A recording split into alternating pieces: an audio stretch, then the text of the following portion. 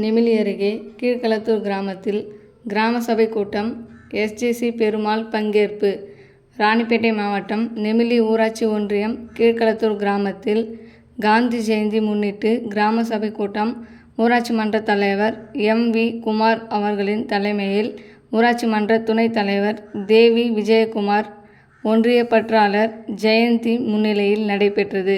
இதில் சிறப்பு அழைப்பாளராக ஊராட்சி குழு உறுப்பினரும் மாவட்ட திட்டக்குழு உறுப்பினருமான சுந்தரம்மாள் பெருமாள் அவர்கள் கலந்து கொண்டு குறைகளை கேட்டறிந்து தீர்மானங்கள் நிறைவேற்றினார். குடிநீர் வசதி, சாலை வசதி, சுடுகாடு பாதை சீரமைப்பு, மேல்நிலை நீர்த்தேக்க தொட்டி போன்ற ஊரக வளர்ச்சி பணிகள் திட்டத்தின் கீழ் தீர்மானம் கொண்டுவரப்பட்டது.